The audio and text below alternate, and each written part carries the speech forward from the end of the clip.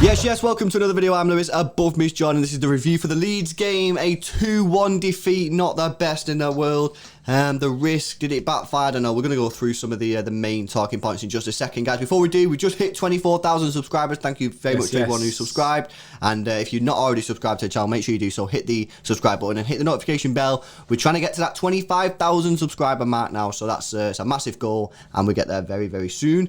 Also, guys, make sure you like the video. We're going to go for 1,000 likes, so hit the thumbs up button if you do enjoy the video. And guys, I want to tell you today about our sponsor. It's OneFootball. OneFootball got an app that you can download. It's completely free. The link is in the description. It's also the pinned comment. Download it, select the city or whoever your favourite team is your favourite team, and you'll get all your team's news, transfer rumours, team articles, loads of stuff. You also get some free football on there from time to time. Go check it out, link in the description. Right, okay, so in the preview, we sort of discussed like whether he'd make changes, Pep, would he go full strength, would he do a little bit of a mix, just maybe rest a few key players, or would he totally change it? Well, we saw the team lineup just before the team came out, bro. What was your initial thoughts on it? Just wow, he's gone real change. I mean, when we did our predicted lineup, we had a few changes. We did bring Ake into the mix. We did bring Ferran Torres back into the starting lineup. We didn't go full ham and change all of it, but then with this, it was a very, very, very changed side. Yeah, I mean, Zinchenko even playing in the midfield, which you don't really see that often. So my initial reactions were just like, oh yeah, but then I kind of still backed the team. I was just like, yeah, okay, then it is what it is. I still like the players. We still have the players that were on the pitch are good players. We have a full squad of good players. So I was still backing us to beat Leeds, and I thought, yeah, it'd be a decent game. Yeah. He did obviously make the changes, and obviously, like we see, we've seen a couple fresher faces come in. I want to talk about Raheem Sterling. Raheem Sterling getting a bit of stick from some City fans. I thought his game was kind of strange, really. I thought he was all right in terms of movement. I thought his movement and that was decent, but obviously the end product from him today, I just thought was pretty poor. He had a chance where Fernandinho set him up. I think that was in the first half. Didn't even hit the target. He had a couple of shots just were nowhere near the net. Some of his crosses were really poor. But something that frustrates me here, and this is more for Pep, not Sterling, is when Sterling's not bang at it, which at the moment is not. He's out of form. I think everyone would agree with that. I'd stick him on the right-hand side. The reason I do that is because he gets an easier time on the right-hand side. All he has to do is just knock the ball past the fullback and just cross it in, which 9 times out of 10 he'll do because he's very, very quick.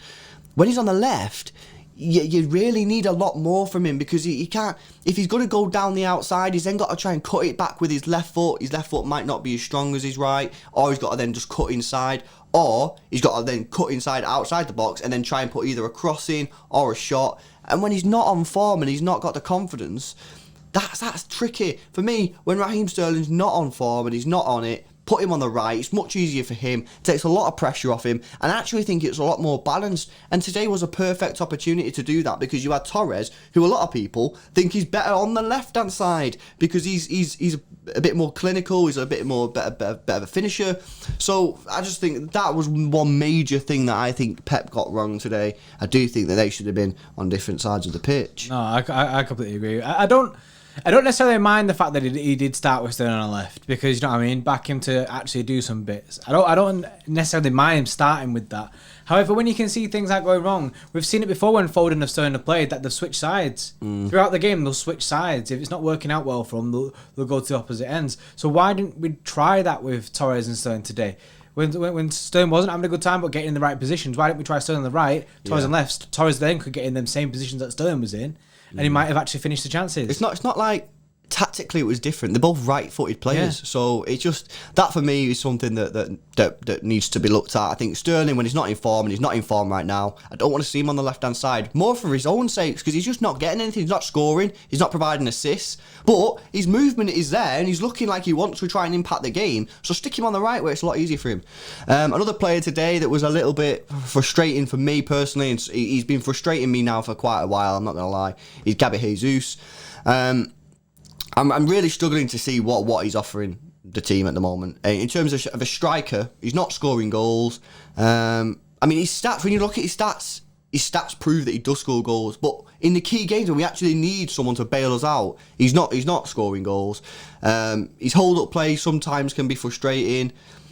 And just really, I'm looking at it, I'm like, I don't know what he's bringing to this team at the moment, you know what I mean? I'm a massive fan of Gary. I think his work rate is absolutely excellent.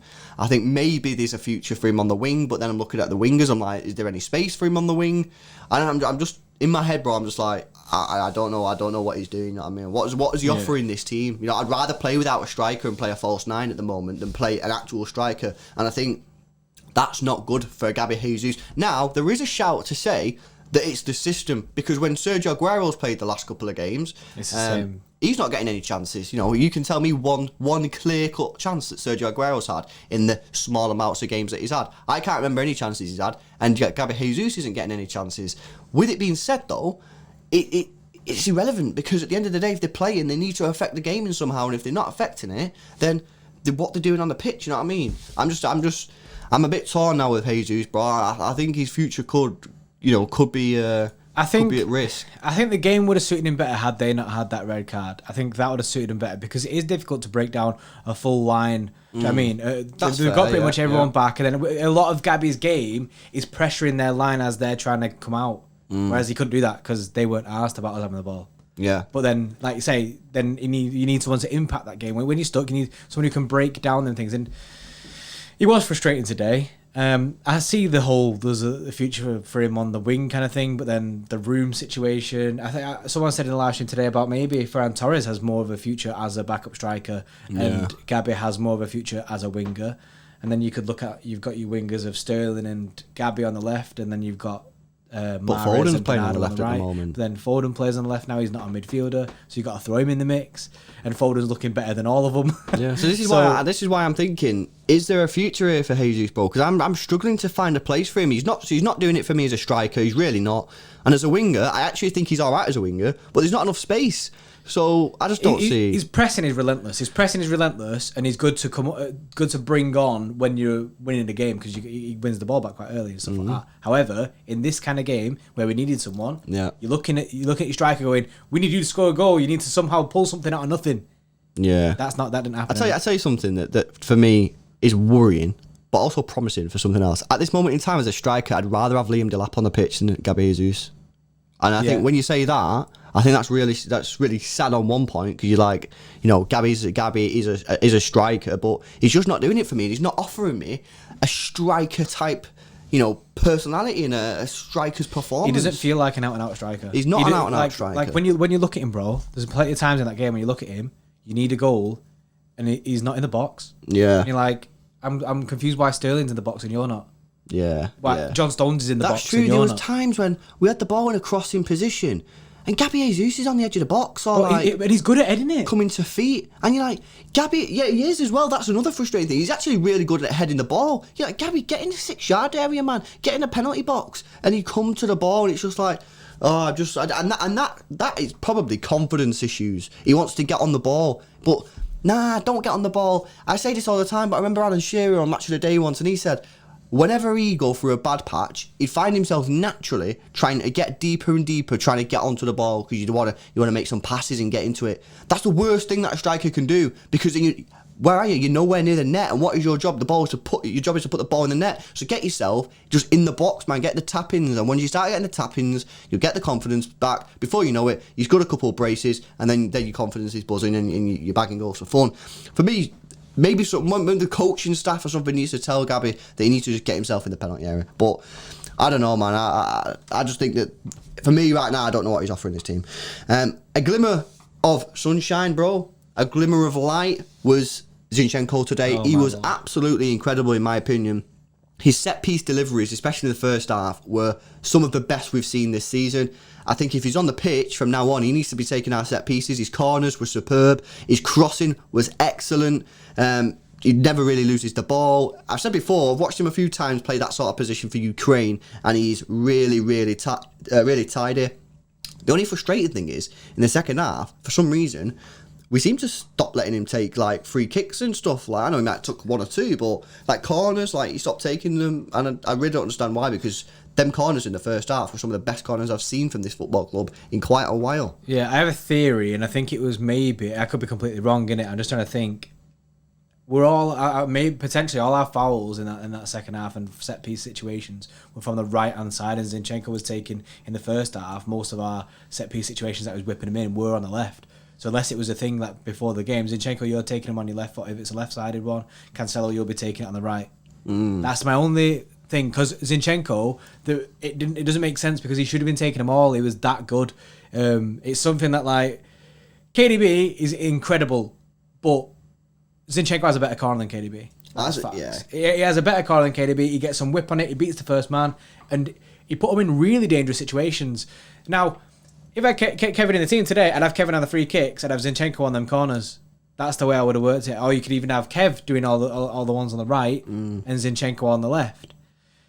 I think there's something there that we haven't really seen, and it's like something that kind of was unlocked today, the fact that of his set-piece ability. I think it just added to a performance from him that was very good, and it makes him a bit more of an asset now, because you can look at the Dortmund game and say, well, if we actually get a set-piece, it'd be good to get Zinchenko on that. From that left-hand side, if we get a set-piece or a corner, we might actually be able to make an impact. Yeah. No, I agree. But he had a great game today, and I was absolutely buzzing. He was excellent. For me, he was my man of the match, I think. Right, let's go into the player ratings. Ederson gets a 7.5. Cancelo, he was trash. 5.2. His delivery. His delivery into the box was just shocking. I don't know what happened to him today. I don't know what happened to him. It was scary. I think he won't be playing against Dortmund. If Pep goes off form, it'll be Walker and Zinchenko. Stones, decent, really good. He was carrying the ball out really, really well. At times, it just like he just looked like he just couldn't be bothered passing. He had a couple of shots. A striker because no one was offering him anything. He gets an 8 point. Well, just gets an 8. Ake gets a 6.1. Nice to see him back into the team. And Mendy 5.8. Nice to see him getting some more minutes. Yeah, I didn't think Mendy he didn't have like an outstanding game, but he didn't have like a terrible game. Midfield wise, just quickly before I go to midfield, Ederson, by the way, unreal. That one-on-one where he made that tackle. That slide tackle. Unreal. Midfield wise, Fernandinho, he looked really good again today, 7.4. Bernardo gets 6.6. I think it's difficult for these kind of players who like you're relying on this energy and stuff when that team is all sat in. Do you know what I mean? That when they got that red card, it was very much they'll sit back. They already had the goal, so it was very much, we had to break them down. So it's difficult that. And Zinchenko in the midfield, you don't see that too often, gets a 7.9, and he is the electrical members man of the match, and also my man of the match. Was Stones gets the 8. He's my man of the match and your man of the match. Yeah, he's my man of the match. Torres gets a 7.1. Jesus gets a 5.8. I hope he is all right, though, after that horrific tackle from Cooper. Sterling 3.5. Yeah, that's not great. Foden 6.9. Gundogan 6.9. Pep 7.1. So, what's the conclusion here? Right? We lose the game. It's not the end of the world. If we beat Dortmund or just get through Dortmund, we don't have to beat Dortmund, right? We just don't lose the game. Get through the game. Get through Dortmund. We're in the semi-finals of the Champions League.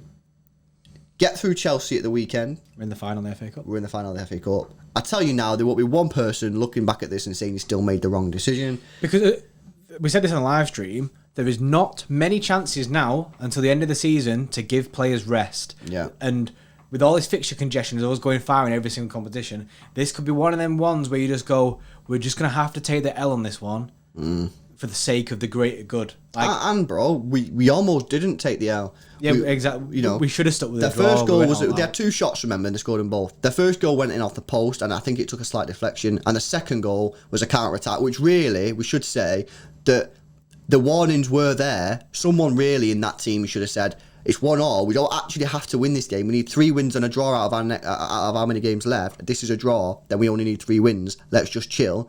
We didn't. That was quite disappointing. And we missed chances. We had 29 shots and scored a goal. We did some maths. That's a 3.4% conversion rate. That's shockingly bad. If you get the stats out, it's probably one of the lowest you'll ever see. 3.4% of our shots went in the net. That is shocking. You're highlighting the fact that we are going for a striker in the summer. That is, it just alarms, it rings them bells on it, the fact that we need to go for someone. Yeah. I mean, in terms of the match, not great. In terms of like how it affects the season, it's really chill. Yeah, I'm not actually that frustrated. You know what I mean, I'm frustrated at stuff that's happened in the game, but the actual outcome, I'm literally not even that bothered. Yeah, I'm like... Just because at the basic, we're still at the top of the Premier League, we're still in all the competitions. Someone said in the live stream, if you was to pick one game out of the next couple of games to lose, it'd be this one. Yeah. So just relax. It's one of them.